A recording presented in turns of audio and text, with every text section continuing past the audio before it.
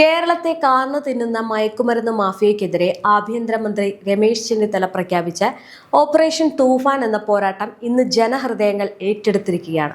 കഴിഞ്ഞ ഒരു പതിറ്റാണ്ടായിട്ട് സംസ്ഥാനം നേരിടുന്ന ഏറ്റവും വലിയ വിപത്താണ് ലഹരി എന്ന് തിരിച്ചറിഞ്ഞ് പൊതുജനം, പ്രത്യേകിച്ച് സ്ത്രീകളും അമ്മമാരും ഈ ഒരു ദൗത്യത്തിന് പിന്നിൽ ഉറച്ചു നിൽക്കുന്നു. മുൻ ഭരണകൂടത്തിന്റെ വീഴ്ചകൾക്കെതിരെ ജനവികാരം ആഞ്ഞടിച്ചതിന്റെ പ്രധാന കാരണം കൂടിയായിരുന്നു ഈ ഒരു ലഹരി വ്യാപനം. സംസ്ഥാന അതിർത്തികളും കടന്ന് വിദേശ രാജ്യങ്ങളിൽ വരെ വേരുകളുള്ള അന്താരാഷ്ട്ര നർക്കോട്ടിക് മാഫിയയ്ക്കെതിരെയുള്ള ചെന്നിത്തലയുടെ ഈ ഒരു യുദ്ധത്തിന് കേന്ദ്ര ആഭ്യന്തര മന്ത്രാലയത്തിന്റെയും അയൽ സംസ്ഥാനങ്ങളിലെ മുഖ്യമന്ത്രിമാരുടെയും പൂർണ്ണ പിന്തുണയുണ്ട്. ഓപ്പറേഷൻ തൂഫാൻ ജനങ്ങളിലേക്ക് എത്രത്തോളം ഇറങ്ങിച്ചെന്നു എന്നറിയാൻ പെരുമ്പാവൂർ എന്ന പ്രദേശത്ത് ആഭ്യന്തരമന്ത്രി നേരിട്ടെത്തി നടത്തിയ ഇടപെടലുകൾ മാത്രം പരിശോധിച്ചാൽ മതിയാകും. രാജ്യത്തിന്റെ വിവിധ കോണുകളിൽ നിന്നുള്ള അതിഥി തൊഴിലാളികളുടെ പ്രധാന താവളമായിട്ട് പെരുമ്പാവൂർ മാറിയിരുന്നു. 10 മുതൽ 200ഓളം തൊഴിലാളികൾ വരെ ജോലി ചെയ്യുന്ന 800ലധികം പ്ലൈവുഡ് വ്യവസായ യൂണിറ്റുകളാണ് ഇവിടെയുള്ളത്.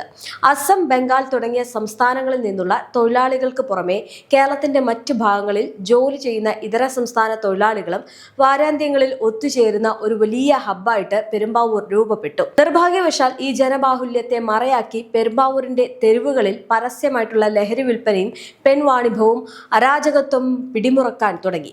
ഈ ഒരു സാഹചര്യത്തിലാണ് നാടിനെ രക്ഷിക്കാൻ തൂഫാൻ ദൗത്യവുമായിട്ട് ആഭ്യന്തര വകുപ്പ് നേരിട്ട് കളം പിടിച്ചിരിക്കുന്നത്. യഥാർത്ഥത്തിൽ ഈ ഇതര സംസ്ഥാന തൊഴിലാളികൾ ലഹരി മാഫിയ എന്ന വൻ ശൃംഖലയുടെ ഏറ്റവും താഴെത്തട്ടിലുള്ള വിതരണക്കാർ മാത്രമാണ്.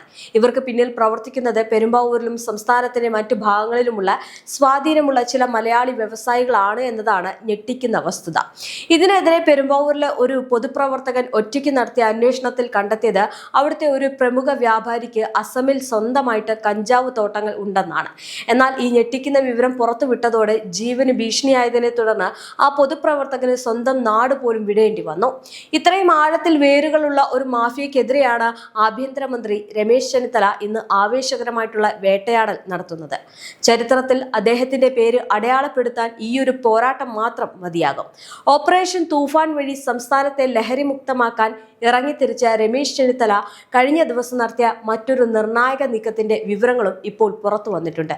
എന്നാൽ എന്തുകൊണ്ടോ കേരളത്തിലെ മാധ്യമങ്ങളോ പൊതുസമൂഹമോ ഈ വിഷയം അർഹിക്കുന്ന പ്രാധാന്യത്തോടെ ചർച്ച ചെയ്തില്ല എന്നൊരു ആക്ഷേപമുണ്ട്. സംസ്ഥാനത്തെ അഴിമതി തുടച്ചു നീക്കാൻ ഏറ്റവും ശക്തമായിട്ട് പ്രവർത്തിക്കേണ്ടത് വിജിലൻസ് ഡിപ്പാർട്ട്മെന്റ് ആണ്. എന്നാൽ കഴിഞ്ഞ ഭരണകാലത്ത് വിജിലൻസിന്റെ പദവികൾ വെറും രണ്ടാംകിടയായി തരം താഴ്ത്തപ്പെടുകയായിരുന്നു. മുൻ ഭരണകൂടത്തിന്റെ താല്പര്യങ്ങൾക്കനുസരിച്ച് പ്രവർത്തിക്കുന്ന DGPമാർക്ക് വിജിലൻസിന്റെ അധിക ചുമതല നൽകുന്ന കഷ്ടകരമായിട്ടുള്ള സാഹചര്യം വരെ കേരളം ആദ്യമായി കാണേണ്ടി വന്നു. യഥാർത്ഥത്തിൽ കേരള പോലീസിലെ ഏറ്റവും ഉന്നതമായിട്ടുള്ള 2 DGP തസ്തികകളാണ് ക്രമസമാധാന ചുമതലയുള്ള പോലീസ് മേധാവിയുടെയും വിജിലൻസ് ഡയറക്ടറുടേതും. എന്നാൽ മുൻ ഭരണകാലത്ത് ഈ 2 സുപ്രധാന പദവികളും ഒരാൾക്ക് തന്നെ നൽകിക്കൊണ്ട് വിജിലൻസിന്റെ സ്വതന്ത്ര സ്വഭാവത്തെ തരം താഴ്ത്തുന്ന സാഹചര്യമുണ്ടായി. ഒടുവിൽ മറ്റു വഴികളില്ലാതെ വന്നപ്പോഴാണ് കരിയറിൽ മികച്ച ട്രാക്ക് റെക്കോർഡുള്ള മനോജ് എബ്രഹാം എന്ന ഉദ്യോഗസ്ഥനെ വിജിലൻസ് ഡയറക്ടറായിട്ട് നിയമിക്കാൻ അന്നത്തെ സർക്കാർ തയ്യാറായത്. മുൻ വിജിലൻസ് മേധാവി യോഗേഷ് ഗുപ്തയുടെയും കർശനമായിട്ടുള്ള നിലപാടുകൾ ഭരണകൂടത്തിന് തലവേദന സൃഷ്ടിച്ചപ്പോൾ അദ്ദേഹത്തെ മാറ്റാൻ വേണ്ടിയായിരുന്നു മനോജ് എബ്രഹാമിന് ആ ചുമതല നൽകിയത്. എന്നാൽ ഭരണം മാറിയപ്പോൾ സംസ്ഥാനത്തെ ഏറ്റവും കാര്യക്ഷമതയുള്ള ഈ ഉദ്യോഗസ്ഥൻ വിജിലൻസ് ഡയറക്ടർ പദവിയിൽ തന്നെ തുടരട്ടെ എന്ന് മുഖ്യമന്ത്രി VD സതീശനും ആഭ്യന്തരമന്ത്രി രമേശ് ചെന്നിത്തലയും തീരുമാനിക്കുകയായിരുന്നു. അഴിമതി വിരുദ്ധ പോരാട്ടത്തിൽ വിജിലൻസിനെ മറ്റൊരു തലത്തിലേക്ക് ഉയർത്താൻ ആഗ്രഹിച്ചിരുന്ന മനോജ് എബ്രഹാമിന് ആഭ്യന്തര വിജിലൻസ് മന്ത്രി എന്ന നിലയിൽ രമേശ് ചെന്നിത്തല പൂർണ്ണ പിന്തുണയാണ് നൽകിയിരിക്കുന്നത്. വിജിലൻസിന്റെ പ്രവർത്തനം കൂടുതൽ ഫലപ്രദവും ശക്തവുമാക്കാൻ ദേശീയ അന്വേഷണ ഏജൻസിയായിട്ടുള്ള NIA അതുപോലെ തന്നെ CBI എന്നിവയുടെ മാതൃകയിലേക്ക് സംസ്ഥാന വിജിലൻസിനെ പുനഃസംഘടിപ്പിക്കാൻ രമേശ് ചെന്നിത്തല ഇതിനോടകം തന്നെ നിർദ്ദേശം നൽകി കഴിഞ്ഞു. വിജിലൻസിന്റെ നവീകരണം നേരത്തെ തന്നെ ലക്ഷ്യമിട്ടിരുന്ന വിജിലൻസ് ഡയറക്ടർ മനോജ് എബ്രഹാം ഇത് സംബന്ധിച്ച് കൃത്യമായിട്ടുള്ള ഒരു ബ്ലൂ പ്രിന്റ് തയ്യാറാക്കുകയും ആഭ്യന്തരമന്ത്രി രമേശ് ചെന്നിത്തല അത് ഔദ്യോഗികമായിട്ട് പുറത്തുവിടുകയും ചെയ്തിട്ടുണ്ട്. NIA മാതൃകയിൽ വിജിലൻസ് ഉദ്യോഗസ്ഥർക്ക് ഇനി മുതൽ പ്രത്യേക യൂണിഫോം ഉണ്ടായിരിക്കുന്നതാണ്. കഴിഞ്ഞ 10 വർഷമായി സംസ്ഥാനത്ത് തുടർന്നു പോകുന്ന വിജിലൻസ് പ്രവർത്തന രീതികളെ പൂർണ്ണമായിട്ടും പൊളിച്ചെഴുതാനാണ് പുതിയ തീരുമാനം. കഴിഞ്ഞ ഒരു പതിറ്റാണ്ട് കാലം പേരെടുത്തുള്ള വലിയ അഴിമതി വേട്ടകളൊന്നും കാര്യക്ഷമമായിട്ട് നടന്നിട്ടില്ല എന്ന ആക്ഷേപം ശക്തമാണ്. ഇടയ്ക്കിടെ ചില റെയ്ഡ് വാർത്തകൾ പുറത്തു വരാറുണ്ടെങ്കിലും പിടിക്കപ്പെട്ടവർക്കെതിരെ പിന്നീട് എന്ത് നടപടി ഉണ്ടായി എന്ന് പൊതുജനങ്ങൾക്ക് അറിവില്ലായിരുന്നു. മുൻ ഭരണകാലത്ത് അഴിമതിക്കാർക്ക് ലഭിച്ചിരുന്ന അനാവശ്യ സംരക്ഷണമാണ് ഇതിന് കാരണം. ഉദാഹരണത്തിന് MG യൂണിവേഴ്സിറ്റിയിൽ കൈക്കൂലി വാങ്ങുന്നതിനിടെ ഒരു ജീവനക്കാരി പിടിയിലായപ്പോൾ താൻ വേഗത്തിൽ തിരിച്ചു വരുമെന്ന് പരസ്യമായിട്ട് പ്രഖ്യാപിച്ച സംഭവം നാം കണ്ടതാണ്. രാഷ്ട്രീയ സ്വാധീനം ഉപയോഗിച്ച് രക്ഷപ്പെടാമെന്ന അഴിമതിക്കാരുടെ ആത്മവിശ്വാസമാണ് അവിടെ പ്രകടമായത്. സർവീസിലിരുന്ന് കോടികൾ സമ്പാദിച്ച ഉന്നത പോലീസ് ഉദ്യോഗസ്ഥർക്കെതിരെ പോലും നിസ്സാര വകുപ്പുകൾ ചുമത്തി കേസ് ഒത്തുതീർപ്പാക്കുന്ന സാഹചര്യമാണ് മുൻപുണ്ടായിരുന്നത്. എന്നാൽ ഈ ജീർണതകൾക്കെല്ലാം ശക്തമായിട്ടുള്ള അഴിച്ചുപണിയാണ് രമേശ് ചെന്നിത്തല ഇപ്പോൾ നടത്തുന്നത്. ഇതിൽ ഏറ്റവും നിർണായകമായിട്ടുള്ള മാറ്റം വ്യക്തിപരമായിട്ടുള്ള അഴിമതികളിൽ പെടുന്നവർക്കെതിരെ പ്രോസിക്യൂഷൻ നടപടികൾ സ്വീകരിക്കാൻ ഇനി മുതൽ സർക്കാരിന്റെ പ്രത്യേക അനുമതിക്കായിട്ട് കാത്തിരിക്കേണ്ടതില്ല എന്നതാണ്. വിജിലൻസ് ഡയറക്ടർക്ക് സ്വന്തം നിലയിൽ തന്നെ ഇതിനുള്ള അനുമതി നൽകാം. 2002 ശേഷം വിജിലൻസ് മാനുവലിൽ വരുത്തുന്ന ഈ ഒരു ചരിത്രപരമായിട്ടുള്ള പരിഷ്കാരം കേരളത്തിലെ അഴിമതി വിരുദ്ധ പോരാട്ടത്തിൽ ഏറ്റവും വലിയ നാഴികക്കല്ലാകുമെന്നതിൽ സംശയമില്ല. നിലവിലുള്ള കർശനമായിട്ടുള്ള നിയമങ്ങൾ അനുസരിച്ച് അഴിമതി കേസുകളുമായിട്ട് മുന്നോട്ടു പോകാൻ വിജിലൻസിന് സർക്കാരിന്റെ പ്രത്യേക മുൻകൂർ അനുമതി ആവശ്യമാണ്. റെയ്ഡ് നടത്തി പ്രതികളെ കയ്യോടെ പിടികൂടുകയും വ്യക്തമായിട്ടുള്ള തൊണ്ടിമുതലുകൾ കണ്ടെത്തുകയും ചെയ്താൽ പോലും കോടതിയിൽ കുറ്റപത്രം സമർപ്പിക്കണമെങ്കിൽ ഭരണകൂടത്തിന്റെ പച്ചക്കൊടി വേണമായിരുന്നു. മുൻകാലങ്ങളിൽ കശുവണ്ടി വികസന കോർപ്പറേഷനിൽ നടന്ന വലിയ അഴിമതി കേസിൽ ആരോപണ വിധേയരായിട്ടുള്ള പ്രമുഖർ ഇപ്പോഴും ഔദ്യോഗിക പദവികളിൽ തുടരുന്നതിന് കാരണവും ഇതാണ്. CBI ഉൾപ്പെടെയുള്ള കേന്ദ്ര ഏജൻസികൾ കൃത്യമായിട്ടുള്ള തെളിവുകളോടെ അഴിമതി കണ്ടെത്തിയിട്ടും പ്രോസിക്യൂഷൻ അനുമതി ലഭിക്കാൻ വൈകിയതിനാലാണ് പല കേസുകളും കോടതിയിൽ എത്താതെ പോയത് എന്നും കുറ്റവാളികൾ രക്ഷപ്പെട്ടത് എന്നും പറയുന്നു. എന്നാൽ രമേശ് ചെന്നിത്തല കൊണ്ടുവരുന്ന പുതിയ വിജിലൻസ് മാനുവൽ ഈ ഒരു കള്ളക്കളികൾക്ക് പൂർണ്ണ വിരാമമിടും. പുതിയ പരിഷ്കാരം അനുസരിച്ച് വ്യക്തിപരമായിട്ടുള്ള അഴിമതികളിൽ ഏർപ്പെടുന്ന ഉദ്യോഗസ്ഥരെ പ്രോസിക്യൂട്ട് ചെയ്യാൻ ഇനി രാഷ്ട്രീയ അനുമതിക്കായിട്ട് കാത്തിരിക്കേണ്ടതില്ല. വിജിലൻസ് ഡയറക്ടർക്ക് സ്വന്തം നിലയിൽ തന്നെ ഇതിനുള്ള അന്തിമ അനുമതി നൽകാം.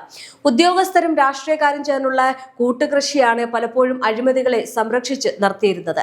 ഭരണാധികാരികൾ പിന്നീട് തങ്ങളെ രക്ഷിക്കുമെന്ന അഴിമതിക്കാരുടെ ആ ഒരു ആത്മവിശ്വാസത്തിനാണ് ഈ ഒരു തീരുമാനത്തിലൂടെ വലിയൊരു തിരിച്ചടി ലഭിക്കുന്നത്. സർക്കാരിന്റെ അനുമതി കിട്ടാത്തത് കൊണ്ട് തന്നെ മാത്രം അഴിമതിക്കാർ രക്ഷപ്പെട്ടു പോകുന്ന സാഹചര്യം പൂർണ്ണമായിട്ടും ഒഴിവാക്കാനാണ് ആഭ്യന്തര വകുപ്പ് തീരുമാനിച്ചിരിക്കുന്നത്. അഴിമതിക്കാരായിട്ടുള്ള ഉദ്യോഗസ്ഥരെ നിയമത്തിന് മുന്നിൽ കൊണ്ടുവരാൻ ഇതിനേക്കാൾ മികച്ചൊരു അവസരം ഇനി കേരളത്തിൽ ഉണ്ടാകാനില്ല. അഴിമതി കേസുകൾ വേഗത്തിൽ തീർപ്പാക്കുന്നതിനായിട്ട് കേസ് രജിസ്റ്റർ ചെയ്ത് 6 മാസത്തിനകം തന്നെ കുറ്റപത്രം സമർപ്പിക്കണമെന്ന കടുത്ത നിബന്ധനയും പുതിയ നിയമ പരിഷ്കരണത്തിലൂടെ നിലവിൽ വരികയാണ്. മുൻപ് ഇതിനായി 1 വർഷത്തെ നീണ്ട കാലാവധി ഉണ്ടായിരുന്നു. സമയപരിധി പകുതിയായി ചുരുക്കുന്നതോടെ അഴിമതി കേസുകളുടെ വിചാരണ നടപടികൾ വേഗത്തിലാക്കാനും കുറ്റവാളിയായ ഉദ്യോഗസ്ഥർക്ക് എത്രയും പെട്ടെന്ന് ശിക്ഷ വാങ്ങി നൽകാനും സാധിക്കും. കേരളത്തെ അഴിമതി വിരുദ്ധ സംസ്ഥാനമാക്കി മാറ്റാനുള്ള ചരിത്രപരമായ ഒരു തുടക്കമാണ് ഈ പരിഷ്കരണങ്ങളെന്ന് നിസ്സംശയം പറയാം. ഇതോടൊപ്പം തന്നെ ഒരു ഉദ്യോഗസ്ഥൻ അഴിമതി കേസിൽ പ്രതിയായാൽ അയാളുടെ കുടുംബത്തിന്റെയും സ്വത്ത് വിവരങ്ങളും ഭൂമി രജിസ്ട്രേഷൻ രേഖകളും നേരിട്ട് ശേഖരിക്കാനുള്ള കൂടുതൽ വിപുലമായിട്ടുള്ള അധികാരങ്ങൾ വിജിലൻസിന് പുതിയ മാനുവൽ വഴി കൈമാറുന്നുണ്ട്. ഇത് അഴിമതിയിലൂടെ സമ്പാദിക്കുന്ന കള്ളപ്പണം കണ്ടെത്താൻ അന്വേഷണ സംഘത്തെ ഏറെ സഹായിക്കും. പൊതുജനങ്ങൾക്ക് ഉദ്യോഗസ്ഥരുടെ അഴിമതിയെക്കുറിച്ച് എളുപ്പത്തിൽ പരാതി നൽകാനായി വിജിലൻസ് സ്വന്തമായിട്ട് ഒരു പുതിയ മൊബൈൽ ആപ്ലിക്കേഷനും ഉടൻ പുറത്തിറക്കും. അഴിമതിക്ക് ഇരയാവുന്നവർക്കോ അല്ലെങ്കിൽ അത് നേരിട്ട് കാണുന്നവർക്കോ തങ്ങളുടെ പേര് വിവരങ്ങൾ വെളിപ്പെടുത്താതെ തന്നെ രഹസ്യമായിട്ട് പരാതികൾ റിപ്പോർട്ട് ചെയ്യാനും കൃത്യമായിട്ടുള്ള നടപടികൾ ഉറപ്പാക്കാനും ഇതിലൂടെ സാധിക്കുന്നതാണ്. ഇത്തരം വിപ്ലവകരമായിട്ടുള്ള നിയമ പരിഷ്കരണത്തിലൂടെ ആഭ്യന്തര വിജിലൻസ് മന്ത്രി രമേശ് ചെന്നിത്തല ജനഹൃദയങ്ങളിൽ കൂടുതൽ സ്വാധീനം ഉറപ്പിക്കുമെന്ന് ഉറപ്പാണ്. ഓപ്പറേഷൻ തൂഫാൻ ലഹരി മാഫിയക്കെതിരെ ഉണ്ടാക്കിയ തരംഗത്തിന് പിന്നാലെ സംസ്ഥാന അഴിമതിയുടെ വേറിറക്കാനും അദ്ദേഹത്തിന് കഴിഞ്ഞാൽ കേരള ചരിത്രത്തിൽ രമേശ് ചെന്നിത്തലയുടെ സ്ഥാനം സമാനതകളില്ലാതായി മാറും. എന്നാൽ ഈ പോരാട്ടങ്ങൾ ഇവിടെ ഒന്നും അവസാനിപ്പിക്കേണ്ടതല്ല. പൊതുജനങ്ങളെ ബാധിക്കുന്ന മറ്റൊരു വലിയ വിപത്തിനെതിരെ കൂടി ആഭ്യന്തര വകുപ്പിന്റെ അടിയന്തര ശ്രദ്ധ ഉണ്ടാകേണ്ടതുണ്ട്. നമ്മുടെ നാട്ടിൽ ഇന്ന് ഏറ്റവും കൂടുതൽ സാധാരണക്കാർ ഇരയാകുന്നത് വലിയ തോതിലുള്ള സാമ്പത്തിക കുറ്റകൃത്യങ്ങൾക്കാണ്.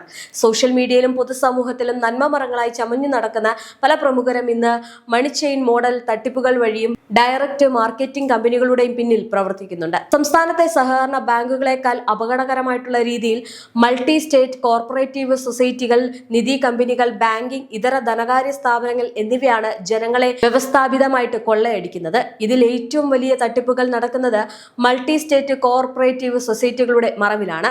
കേന്ദ്ര നിയമങ്ങളിലെ ചില ലൂപ്പുകൾ ചൂഷണം ചെയ്ത് പേരിന് മാത്രം മറ്റ് സംസ്ഥാനങ്ങളിൽ കൂടി രജിസ്ട്രേഷൻ ഒപ്പിച്ചാണ് ഇവർ കേരളത്തിൽ വലവിരിക്കുന്നത്. സാധാരണക്കാരിൽ നിന്ന് കോടിക്കണക്കിന് രൂപയാണ് ഉയർന്ന പലിശ വാഗ്ദാനം ചെയ്ത് ഇവർ നിക്ഷേപമായിട്ട് സ്വീകരിക്കുന്നത്.